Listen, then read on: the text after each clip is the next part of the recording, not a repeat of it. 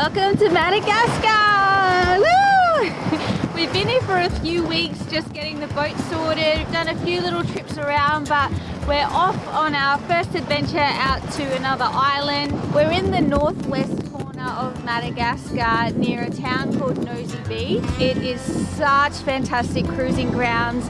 It's flat water, it's calm, but it's also got wind as well. It has a phenomenon here where the wind blows one direction in the morning and then it blows the opposite direction in the afternoon.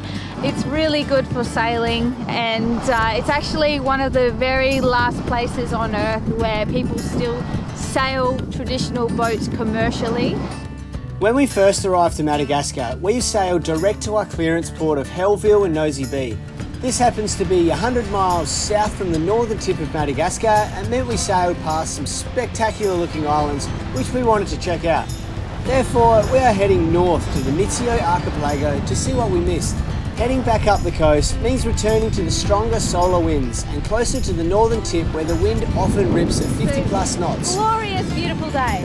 Therefore, we have to decide where to anchor very carefully.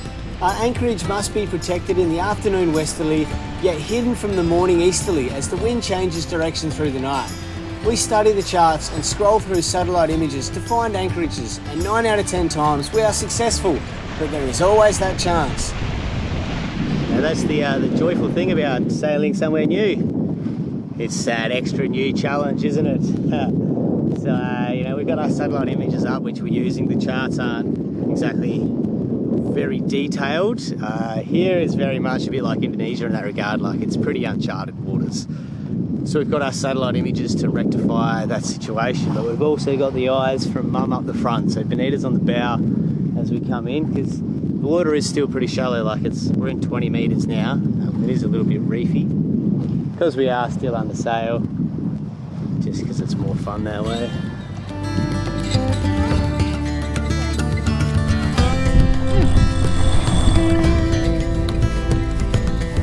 This is our first island that we're stopping at. I can see white sandy beach and turquoise water as well, so we're in the right place. Flip.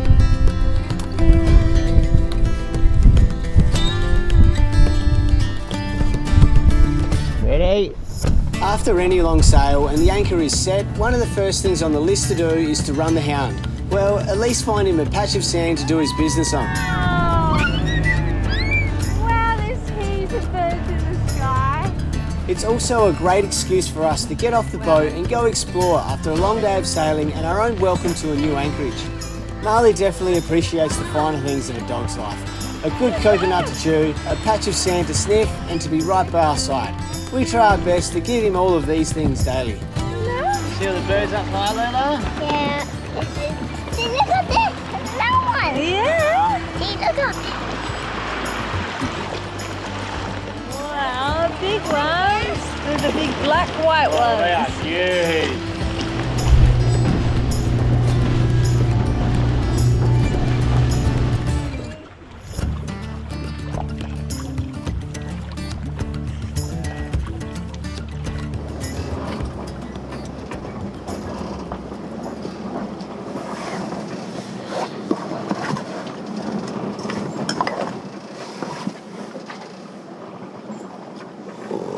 What a night. So, this anchorage sucks. I was thinking that we'll just deal with the westerly chop and be a bit uncomfortable, but then it'll glass out and the wind will swing around. Like it glassed out, but when the wind swung around, it didn't go to the east-southeast, it went northeast, and so it just blew straight into the bay and put us on a leader short of the reef, offering no protection from the little headland. And we bounced all night long. And because of that, I was afraid we were going to drag or something bad was going to happen. So I basically stayed awake all night, just napping on the couch. So I was right next to all the alarms.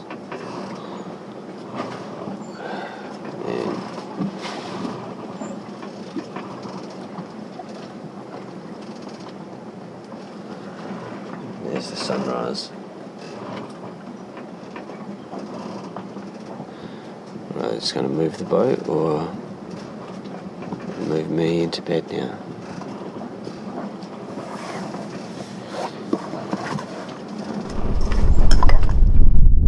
Oh my goodness, last night it was just awful.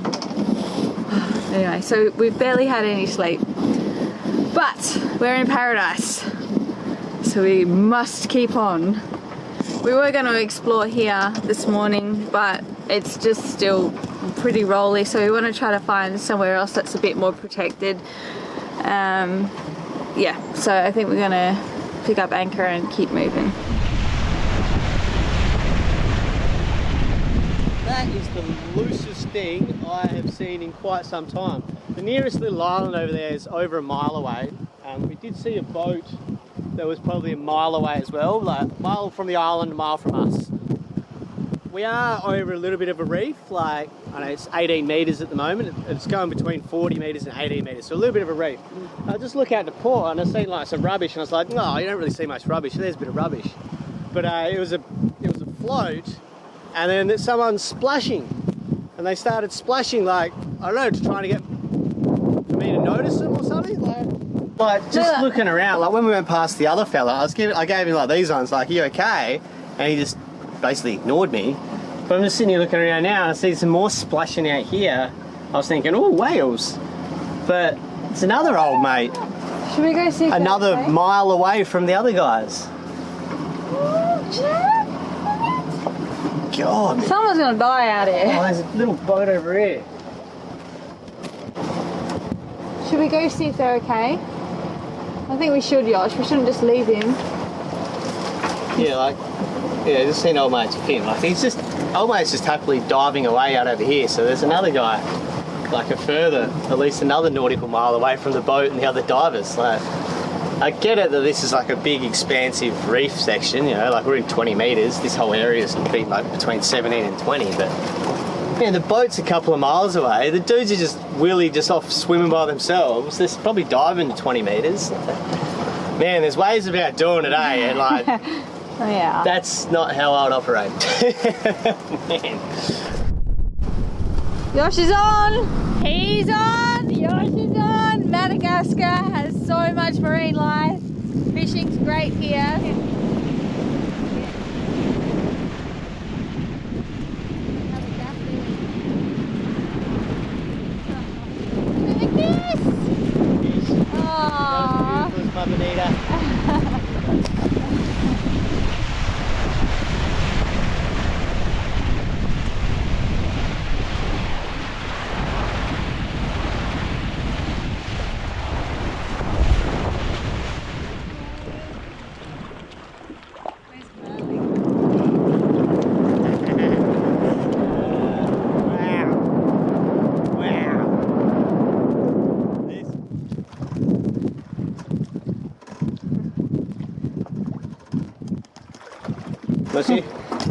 Merci beaucoup. Okay. Oh, then come charging over. I was hoping to do a bit of a trade, but he wanted some cash, so we just bought 2 squid. Yum. Good squid there, hey? Like last night at the anchorage, I turned the light on hoping to get some squid, but they were just small ones. I had seen big ones here. Yeah. Yeah. Decent squid. Yeah. Awesome. Good squid. Stoked.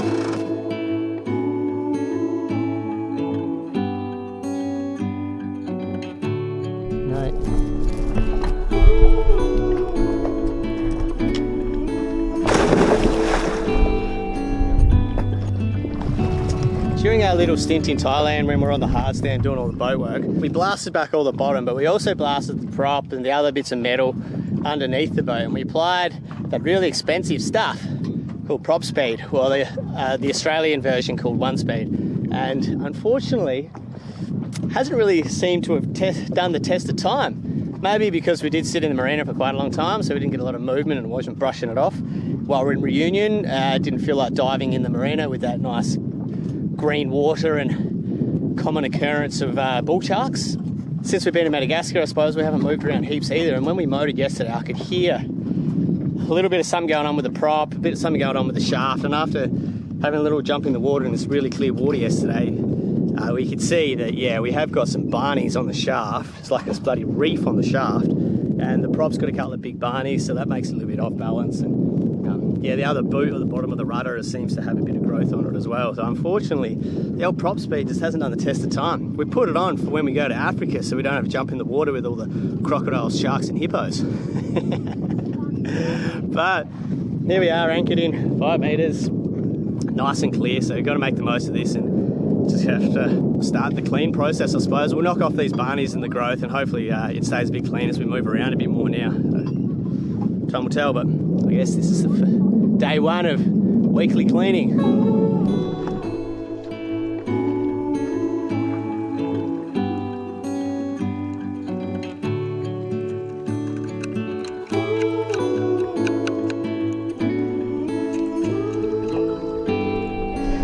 Alright, well I might have talked bad about that prop one a little bit too early. Yeah, there was barnacles on it, but they all come off super easy and super smooth, so maybe I probably should read the label. But, you know, when all else fails, read the manual. Yeah, but everything came off really good, so I think maybe just because we were sitting still, those barnacles had time to grow. But yeah, they all popped off, and it still feels like there's that nice silicon sleekness, which is the whole idea about it, is to keep moving so everything washes off that smooth surface, and it still feels like there's that real smooth surface. So I might have jumped the gun a bit there, mate. Hopefully, touch wood. Alright, beautiful day. Let's go enjoy it.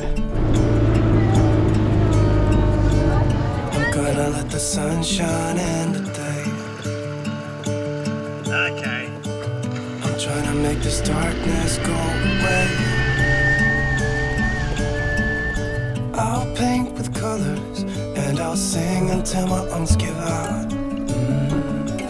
I'm gonna let the sun shine in today. And I will leave my windows open so that I can hear the sound of people talking and the wind blowing in the trees. Oh, I will open up my eyes so I can see the light. Oh, and I'll try to spread my wings so I can fly. Oh, and the darkness starts to fade. Feels like things are gonna go my way. I'm gonna let the sun shine in the day. I'm gonna let the past be filled with smoke. And I will try to fix what has been broken. And take this weight off my shoulders, 'cause I know yesterday ain't coming back. I'm gonna let the past stay in the cold. I will listen to the ocean, let its unsaid words be spoken. And I'll let my mind be carried by the waves.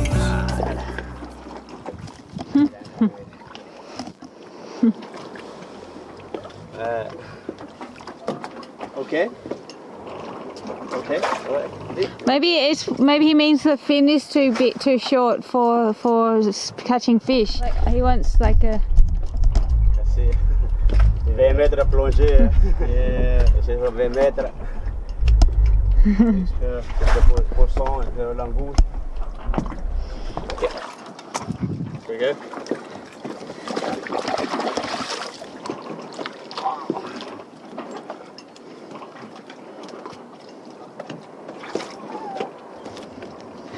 Oui, bon. Yeah. C'est bon. You know, I love a spear fisherman. You have a good gun. Yeah. Very good gun. This Ooh la one la. rather different, huh? You want the screw? Wait. I think maybe I have. Wait. Show me fish. What? Fish. Fish. See? Yeah. No. Fish. Poisson. Oui. Yeah. Poisson. Oh. Oh yeah. Good trout. Hey. Okay, trade. Ouais. I keep. And I check for this one too. Yeah, I go look. Wait. Okay. Yeah, okay. Okay. Yeah? Okay? Okay. Hey.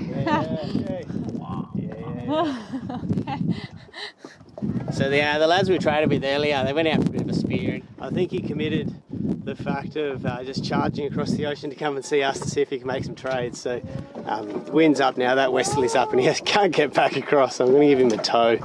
Yeah. At least get to the other side so we can make life a little bit easier for him. Yeah, that's him and his son, hey. Yeah. He's charged up. He's a really nice guy, super friendly. It's just the language barrier sucks. Hey, right? Benita, the mummy now. She just come running out. Good on predict wind. Best weather routing in the game. Okay.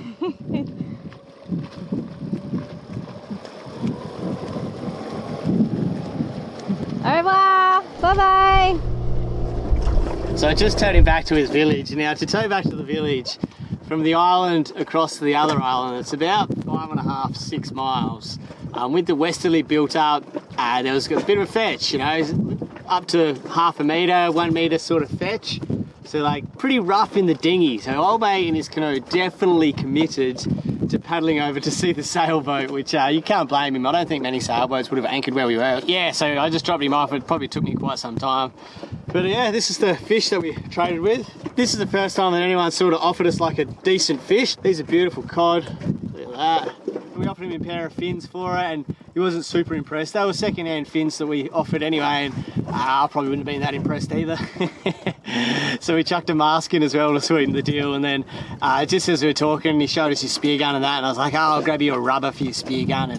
And yeah, he definitely did well. So we got a mask and some fins and a rubber for his spear gun, so he should be able to keep providing for quite some time. And then as we're getting ready to go, Benita, you know, the old mother instinct in her, just whipped out a cap to give to the lads. So yeah, they did well. They were super nice, really big smiles and super friendly. So.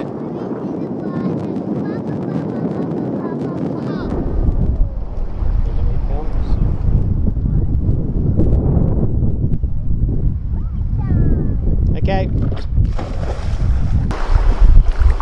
One thing we've been looking forward to seeing in this part of the world is the baobab trees, and Madagascar has a lot of endemic species of animals but also species of plants. They have many different types of baobab trees here, and just from the boat we can see a few different variations on this island here. Now when you think of Madagascar, you think of like lemurs, King Julian and baobab trees. Like they're the things that you think of. Well, that's what I think of anyway when we first thought about coming to Madagascar. And then now seeing these things in real life, holy dooly, it's pretty crazy. It's a very special tree. Wow. Wow. It's so tall. Wow, that's cool. That one's only a baby, you see. Some of these species live over 1,000 years old. They go really tall and they get really big. What makes them special is how they get super fat trunks and then skinny up the top with a little bit of foliage. But it's only a little one. I saw this other one from the dinghy as we were zipping past. Betty! Hey, little bird. Oh, More birds. Hello, darling.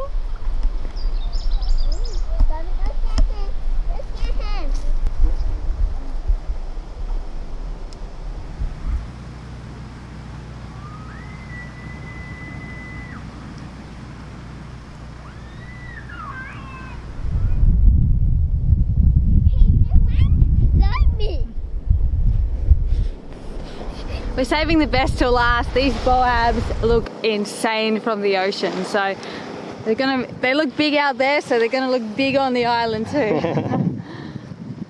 They've got spikes. I wasn't expecting it. I guess it's like a cactus, you know, it's how it protects itself. Gnarly. The bottom isn't very spiky, but as you go up it gets really spiky on the branches. Malagasy people have a lot of spiritual beliefs with their baobab trees, and it looks like all of these other ones have a pathway to them, but this one over here, there's lots of rocks in front of it, so we're just going to take that as a sign of a no-go. Sort of looks like organised chaos, but When you sort of stand above it on the edge here and look in, yeah, like they're definitely stacked in piles, and I don't want it to be a cemetery, and so we just have to be a little bit respectful and cautious in that regard. Yeah. I don't want to step over the line and get in trouble with anyone. Marley, by my side. Good boy. Good boy. And he's gonna say, oh, Mama's side.